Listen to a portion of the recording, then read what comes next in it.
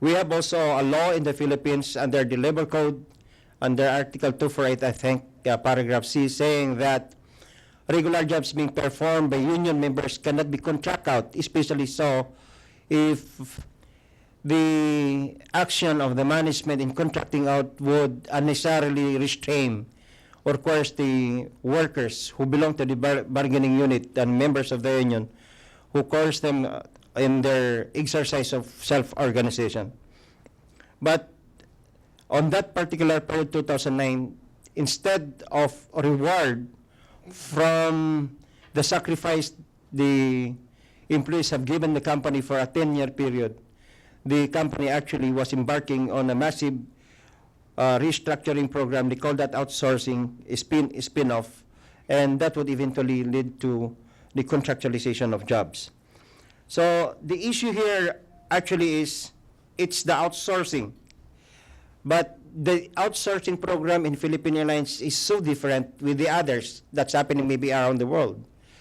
Because here, we have the company outsourcing or selling departments of the company to other service providers, but they expect the regular employees who belong to these departments to transfer to the service providers and continue the operations of Philippine Airlines. Actually, there are the service providers who have already, the service providers have actually no people within their corporations. So, September of 2011, the company embarked on a massive restructuring program, embarked on the contracting out of jobs, because they have gotten a nod from the Department of Labor and also the Office of the President, or the opposite, that the contracting out is actually a valid exercise of management prerogative. But they said that the outsourcing is actually would result to the dissolution of the union, being that 70% of the membership of the Union Palaya are being affected. 65% of the 21-man board, including myself as the president, would be terminated. So here, all of this, the reasons for the management for this outsourcing program is anchored on the pretext that the company is again losing. So they just went out of the rehabilitation program, the registered profits, and here comes now the company saying, we are losing heavily. And to think that the Philippine government believed that the company was actually losing.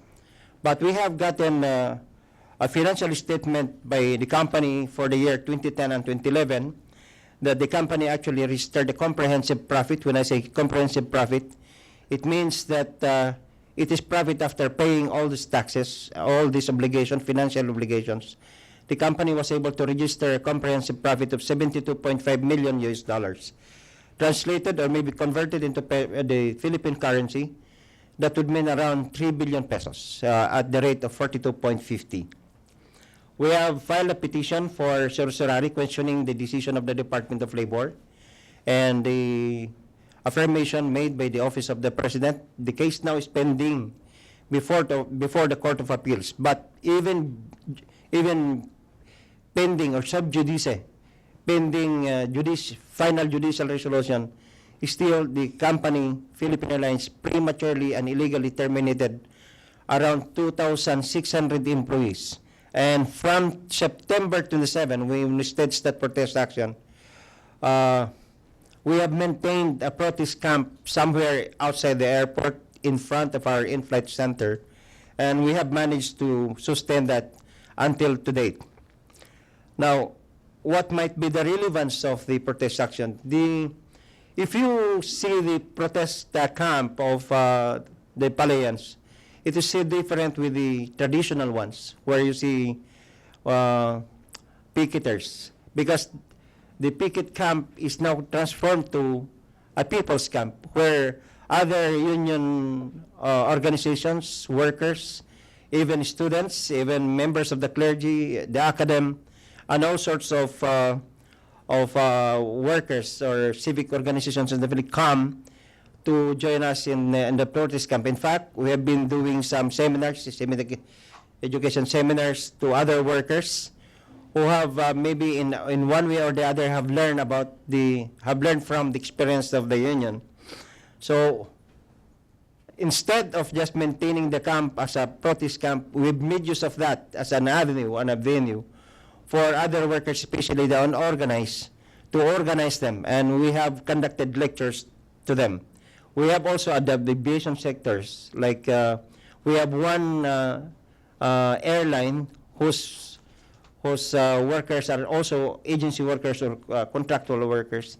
They came to us and asking us for assistance so that they may be able to organize themselves and register their organization as a legal organization with the Department of Labor.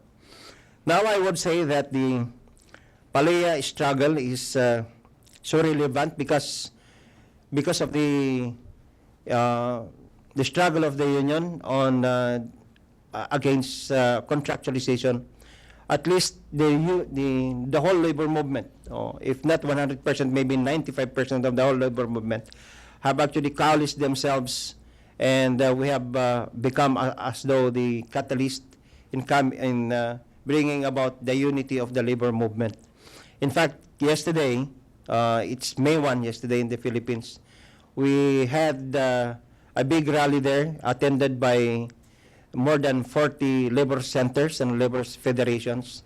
And they had a meeting with the president that in that meeting with the president, a breakfast meeting with the president, the issue of Palea was discussed. And I just hope that when I get back to the Philippines, the issue of Palea is no longer an issue of termination, but an issue of reinstatement. So our victory maybe I would say that the victory of Philippine Airlines Employees Association and the maintenance of our camp is actually the victory of the whole Filipino workforce. And hopefully our experience in the experience as Paleans would also teach other countries, and other countries would learn from it. So we say that our fight in Palea is the fight, o ang laban ng Palea ay laban ng lahat, which means the struggle of Palea is the struggle of all. It is not only a national issue now, and I think it's now a global issue. That's why I'm now in Washington, D.C. And the issue of Palea is actually an issue against corporate greed. Thank you very much.